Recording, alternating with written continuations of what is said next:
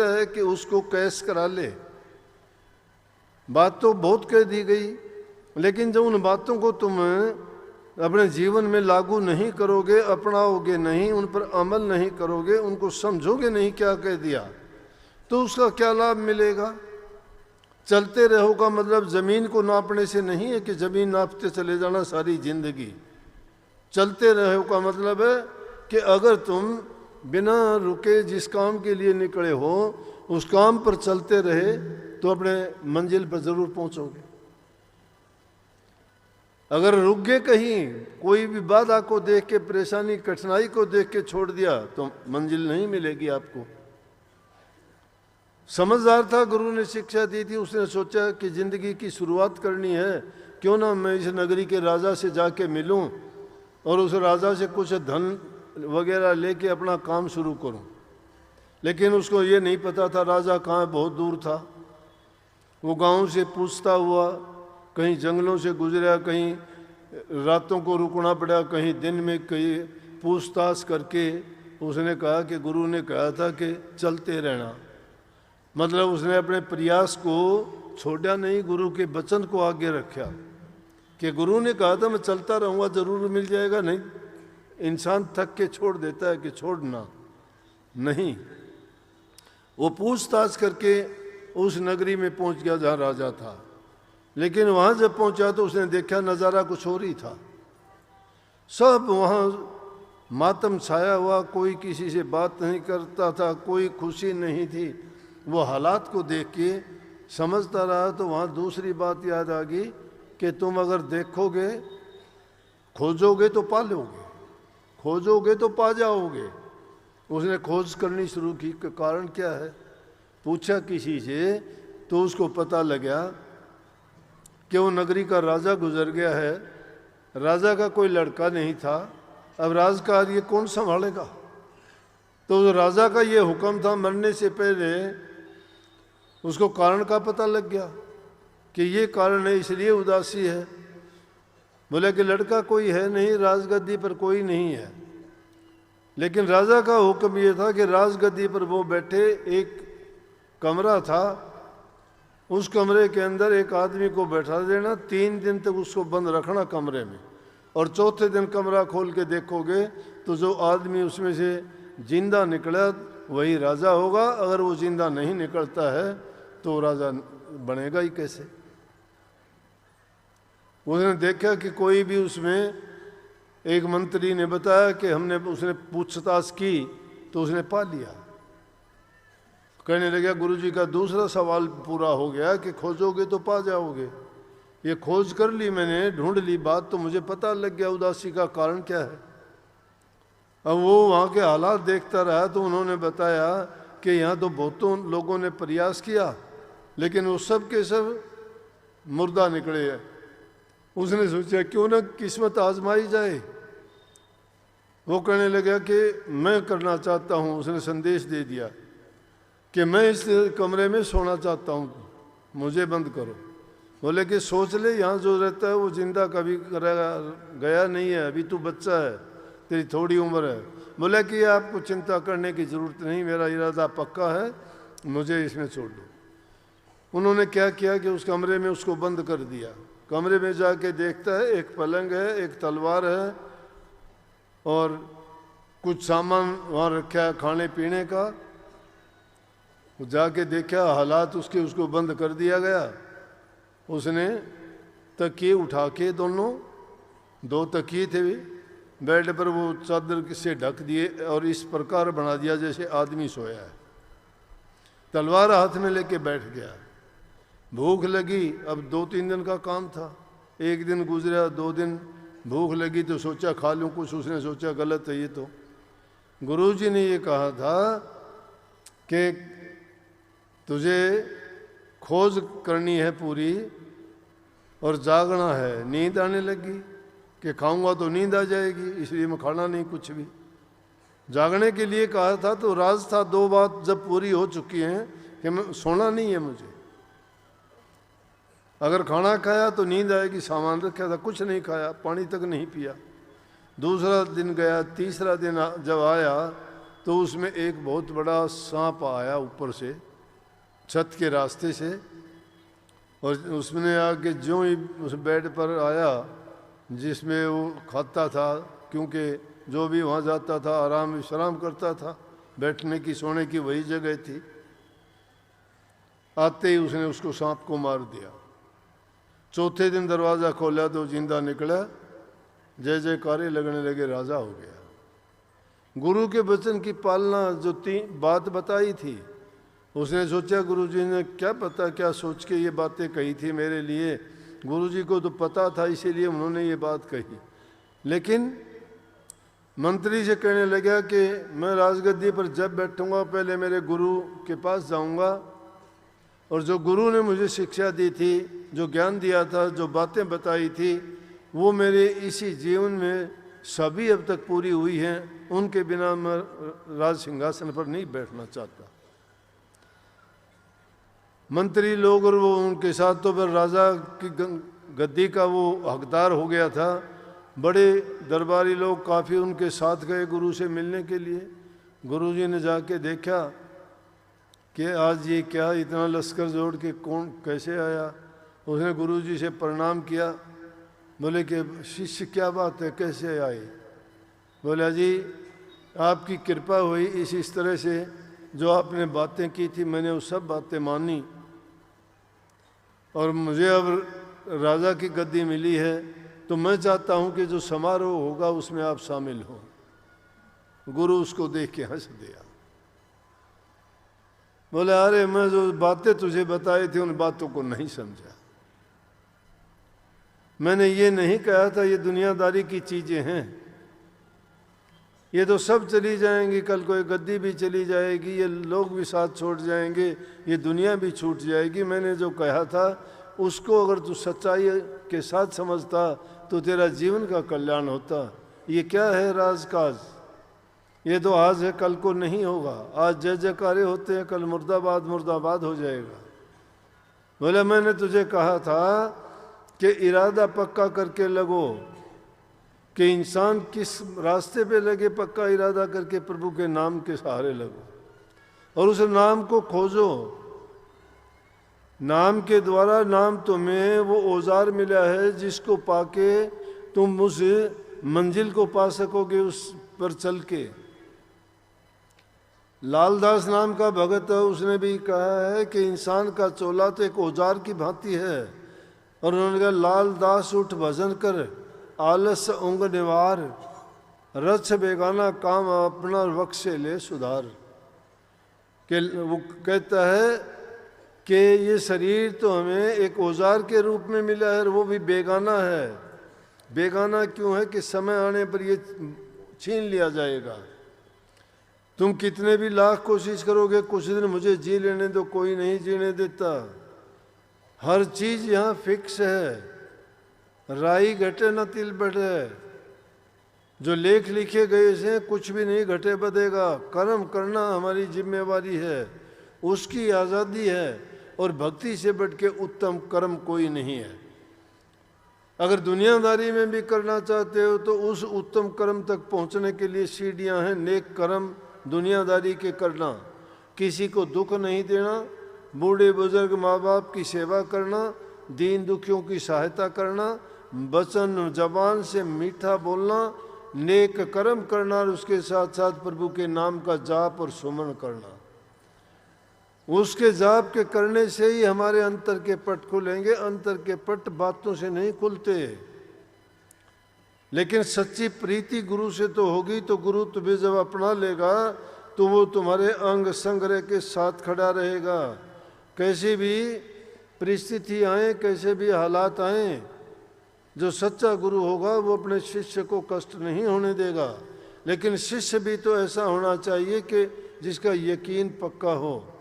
उस गुरु ने उसको कहा कि ये तो चीज़ें दुनियादारी की हैं, आप समझे नहीं कि इन चीज़ों को छोड़ के अगर खोज करोगे अंतर की, वो रास्ता मिलेगा। लेकिन उसके लिए जागना होगा। जिसको कबीर साहब ने कहा है ना कि सोवतड़े नर गए 84 जागतड़ा न जुग जीता। सो जाना और जाग जाना क्या है। हम दुनियादारी की तरफ से तो बहुत जागृत हैं, हर काम में बड़े चतुर हैं, बड़े चालाक हैं, स्वार्थ की चीज़ों को एक को नहीं भूलते हैं, अपने लालच को सर्वोपरि रखते हैं। उसके लिए चाहे हमें नीचा देखना पड़ो, चाहे कितनी बदनामी सहन करनी पड़ो, चाहे हमें अपना जो इज्जत भी दाव पर लगानी पड़े, कोई बात नहीं, लेकिन हमारी इच्छा, हमारा लालच, हमारा स्वार्थ वो पूरा हो जाना चाहिए। अरे वो पूरा करके क्या करोगे, क्या मिल जाएगा? वो चीज़ें इंसान के कितने दिन साथ चलेंगी? इंसान में आत्म सम्मान होना चाहिए, अभिमान नहीं। आत्म सम्मान को जिंदा रखना चाहिए। आत्म सम्मान जिंदा रखा जाएगा नेक कर्मों से, सद्गुणों से, ईमानदारी से, सच्चाई से और दूसरे से विश्वास जीतने से, दूसरे के विश्वास पात्र बनने से। और गुरु और शिष्य का नाता तो बड़ा पवित्र होता है। उनके बीच में जब चालाकी चतुराई की दीवार आ जाती है तो मैं कहता हूँ लानत है ऐसे शिष्य और गुरुआई की। क्यों? दुनियादारी की आंखों में धूल झोंकने से क्या मिलेगा? जो सच्चाई के मार्ग पर चलना चाहते हो और वहां भी छल कपट और बेईमानी, फिर भक्ति का मार्ग कहाँ है? वो दुनियादारों से भी गिरे हुए हो जाते हैं। फिर तो हम जब सच्चे बन के अगर चलना चाहते हो तो दुनियादारी की जो चीज़ें हैं उनकी तरफ से आपको जागृत होना पड़ेगा, उनकी तरफ से सो मत। लेकिन हम सोए हुए हैं प्रभु के नाम की ओर से, दुनियादारी की चीज़ों की ओर से जागते हैं। उनको तो चाहते हैं, गुरु को पीठ दिखाते हैं, गुरु से मनमुक्ता करते हैं और दुनियादारों के सन्मुख रहते हैं। वो दुनियादारों के लोग हमें क्या दे देंगे? 2 दिन की वाहवाही, 4 दिन की झूठी वाहवाही, क्या मिलेगा? जिस काम के लिए निकले थे उस काम में तो असफल हो गए, वहां तो फेल हो चुके हो। मन के अंदर बेशक तुम सोचते होगे कि मैं बहुत अच्छा करता हूँ, 2 आदमी सलाम भी करते होंगे, किसी को ऊंचा पद मिल जाएगा, किसी को धन भी मिल जाएगा, कोई 2-4 डिग्रियां भी हासिल कर लोगे, कुछ नहीं है वो सिर्फ जिस दिन नाता टूटेगा सब छोड़ देंगे, कोई साथ नहीं देगा। लेकिन गुरु तुम्हारे अंग संग रहता है। उस शिष्य को ये शिक्षा दी, शिष्य सही रास्ते पे चला, उसने कह दिया कि मुझे राज का ये पद स्वीकार नहीं है, मेरे गुरु की आज्ञा इसमें नहीं है, मैं राजा नहीं बनना चाहता। प्रजा से, उन मंत्रियों से उसने माफ़ी मांगी और चल दिया। तो सब के सब उसके जितने भी मिलने जुलने वाले लोग थे उन मंत्री लोगों पर भी ऐसा असर हुआ। वो कहने लगे कि आप राजकाज के काम तो करो, लेकिन वो आप उसी तरह से हम आपके किसी काम में बाधा नहीं डालेंगे। जब आप सही आपके गुरु की आज्ञा के अनुसार उनके ज्ञान का प्रसार प्रजा में करोगे तो हमारा भी उत्थान और कल्याण होगा और आपका भी होगा। सब के सब उस गुरु के वचन के कारण पूरी प्रजा उस सत्य मार्ग पर चली और वो सब के सब अपने जीवन से इतने सुखी थे कि किसी को न ईर्ष्या थी न द्वेष थी और पूरे राज्य में अमन चैन शांति थी। दूसरे राज्यों में भी इस चीज़ का इतना प्रभाव पड़ा कि किसी आसपास के राजा को भी उन पर आक्रमण करने की हिम्मत तक नहीं की, क्योंकि जिस पर खुदा मेहरबान तो गधा भी पहलवान। परमात्मा की मेहर जिस पर हो जाती है, कमी किस चीज़ की रह जाती है? और भक्तों को किसी चीज़ की ज़रूरत नहीं पड़ती। क्यों नहीं पड़ती? वो इस चीज़ को, इस राज को समझ जाते हैं कि जिन चीज़ों के लिए हम इतने तड़पते हैं, इतने इनके पीछे भागते हैं, ये चीज़ें सब यहीं रहने वाली हैं। जब जाओगे एक लंगोटी भी साथ नहीं जाएगी, 1.25 गज का कफन देते हैं वो भी उतार के फेंक देंगे, कुछ नहीं जब जाने वाला। ये तन खाक में मिल जाएगा, एक दिन मिट्टी में मिल जाएगा। ये आज कुछ दिखाई देता है, जिसको लीपते पोतते सजाते हो ना, जिसके लिए अच्छा खाना करते हो, धोखाधड़ी छड़कपट बेईमानी का लेके इसको पालते पोसते हो, तो जो ईद को बकरा काटा जाता है उसकी तरह से उसमें इसमें ज़्यादा अंतर नहीं रह जाता। हम और क्या करते हैं? प्रभु का नाम हमारी जबान पर नहीं है, हमारे मस्तिष्क में वो ख्याल और विचार नहीं है जिसने हमें उत्तम शरीर दिया। मनुष्य का चोला मिलना इतना आसान नहीं है, और ये चोला जिसको मिल जाता है और वो उसको कौड़ियों के भाव गवा देता है तो उससे ज़्यादा मूर्ख नहीं है। हमारे शास्त्रों में इसी बात को तो बार बार गाया गया है, भई प्राप्त मानुष दे हरियाँ, गोविंद मिलन की ये तेरी बरियाँ, और काज तेरे कीते न काम, कर साध संगत भज केवल नाम। गोविंद मिलन की बरियाँ है ये प्रभु से मिलन करने का अवसर दिया था हमें कि इंसान का चोला मिला है तो सदा साध संगत करो, साध संगत करो, केवल नाम को भजो, और काम तेरे किसे काम नहीं आने वाली चीजें हैं। कोई साथ नहीं देगा, ना धी जमाई साथ देंगे, ना बेटा भाई देंगे, ना पत्नी और दूसरे साथी सहाय देंगे। ये तो काम हमारा किया, हमने भोगना है, हमने करना है। तो इसलिए हमारे लिए तो हमें वो नेक काम करने चाहिए, और वो हमारे नेक कर्म किसके होंगे, जब हमारा गुरु के साथ सच्चा नाता जुड़ा रहेगा। बिना गुरु जो शब्द में पसते सो नरबी मूर्ख जान, शब्द खुलेगा गुरु महेश्वर और किसी की नहीं मजाल। अगर बिना गुरु के कोई शब्द में कोई भक्ति में पचता है तो वो मूर्ख है। अगर उस शब्द को हासिल करना चाहते हो, रास्ता तभी खुलेगा जब गुरु से तुम्हें वो भेद मिलेगा, गुरु की मेहर मिलेगी, गुरु का आशीर्वाद मिलेगा, गुरु का प्यार मिलेगा। गुरु जब खुश हो, गुरु प्रसन्न, सब जगह रूठे तो भी उसका रोम न टूटे। गुरु प्रसन्न हो चाहे सारा जग रूठ जाए तो भी उसका बाल बांका नहीं हो सकता। लेकिन गुरु को तो तुम एक तरफ कर देना चाहते हो, दुनियादारों को खुश करना चाहते हो। दुनियादारी के खुशी वाले क्या देंगे, क्या है उनके पास, क्या है उनके पास? 2 पैसे दे देंगे, 2 दिन राम राम कर देंगे, फिर थोड़ी सी भी हवा बदलेगी वो तुम्हें तोड़ के भगा देंगे, छोड़ के चले जाएंगे, नाता मोड़ लेंगे, मुख मोड़ लेंगे, सबका मोड़ते हैं। तो इसलिए बेगाना औजार मिला है हमें शरीर, और इससे वक्त रहते हुए अपना काज संभाल लेना चाहिए। काज संभालने का मतलब है कि पल पल में उस नाम का सुमन करो। इस सांस का पता नहीं आना होगा नहीं होगा। कबीर साहब ने कि कहता हूँ कह जात हूँ, काए बजाऊँ ढोल, सांसा खाली जात है 3 लोग का मोल। ये सांस अगर खाली जाता है बहुत बुरा है, ये 3 लोग का मूल है। ये सांस का आना जाना पता है कितना है? एक बार कबीर साहब जा रहे थे, जाते हुए रास्ते में एक दूसरे महात्मा मिले उसको, उसके साथ में उसका एक शिष्य था। उसका शिष्य उसको वो साथ साथ चल रहे थे। कबीर साहब जब आते दिखाई दिए तो उस दूसरे महात्मा ने एक पैर उठाया और उठा के वो जमीन पे गिर पड़ा।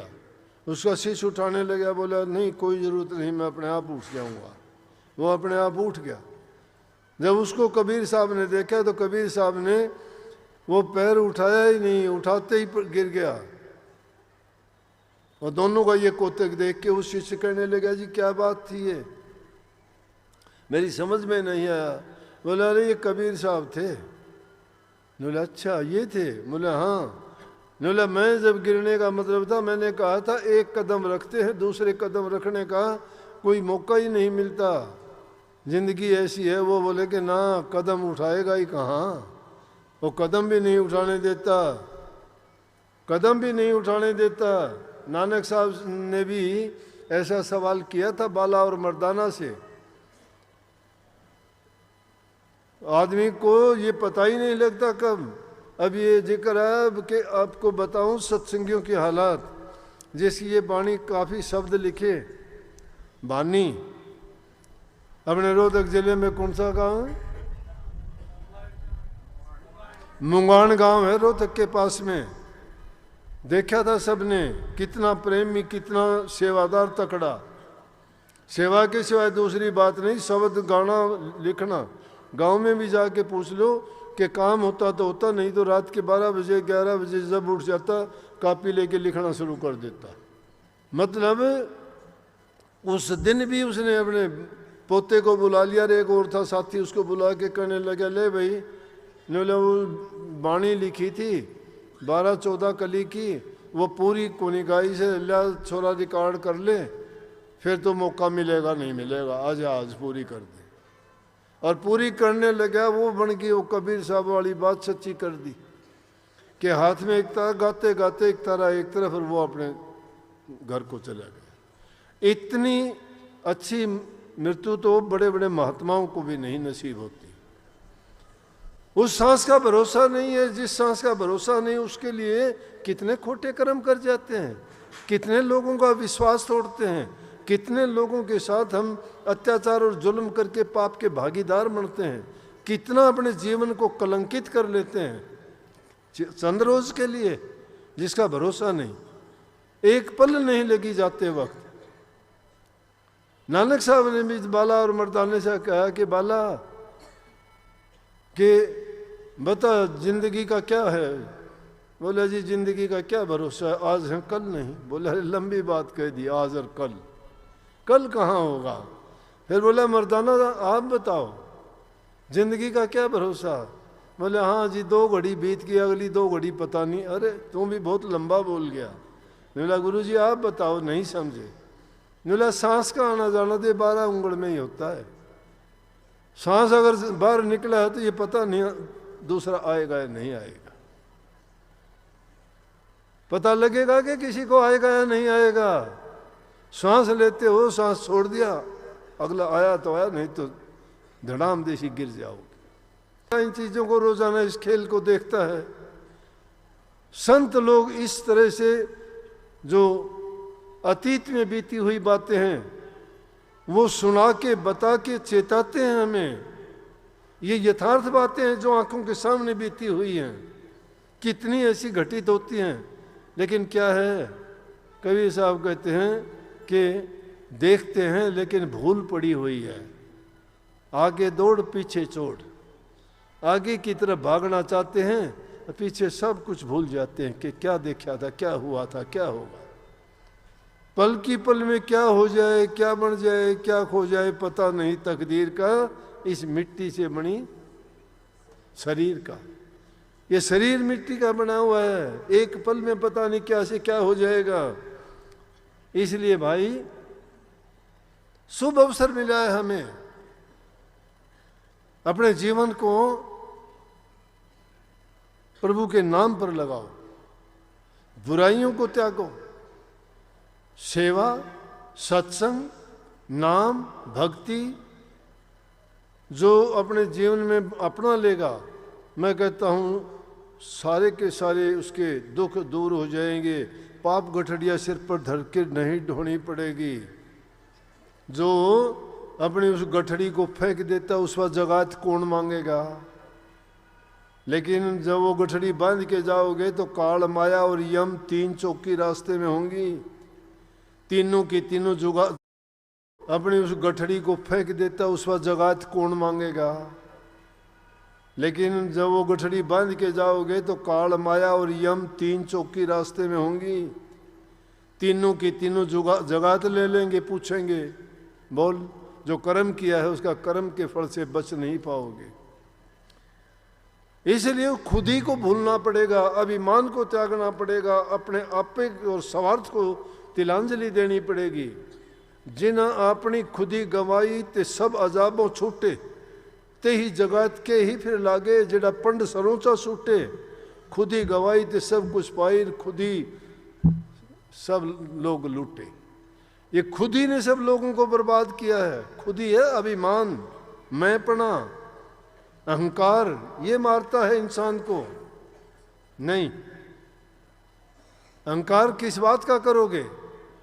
अहंकार करने वाली चीज हमारे को अहंकार करो एक चीज का कि हमें सतगुरु मिले, हमें नाम मिला, हमें प्रभु के मिलने का मौका मिला, इंसान का शरीर मिला। कोटि कोटि बार नमन है मालिक को कि इंसान का शरीर दिया। कोटि कोटि उनका धन्यवाद है कि गुरु से मेल कराया। कोटि कोटि हमारा उनको नमन है कि उन्होंने सत्संग और नाम भक्ति में लगाया और हमें जीवन को सफल बनाने का अवसर प्रदान किया। और कोटि कोटि नमन है प्रभु को हमें ये सत्संग शांति से पूरे समय करने के लिए समय दिया। बारिश हो रही थी, एक बूंद भी नहीं आई ना, इसलिए मैं कहा करता हूँ कि अपने काम में दखल नहीं देते कभी भी। यकीन करोगे आगे तो सारी बातों पर करना, मैं सारी बात अच्छी बताई है। सबको बहुत बहुत आशीर्वाद। मालिक आपको भक्ति की करने की शक्ति दे, बुराइयों से आपको बचाए, सत मार्ग पर लगाए। सबसे प्रेम करो, सबका हित करो, माँ बाप बूढ़े बुजुर्ग की सेवा करो, सबसे प्यार करो, मीठा बोलो, किसी को दुख तकलीफ पीड़ा ना दो। मालिक आप सबका भला करेगा। सबको बहुत बहुत आशीर्वाद।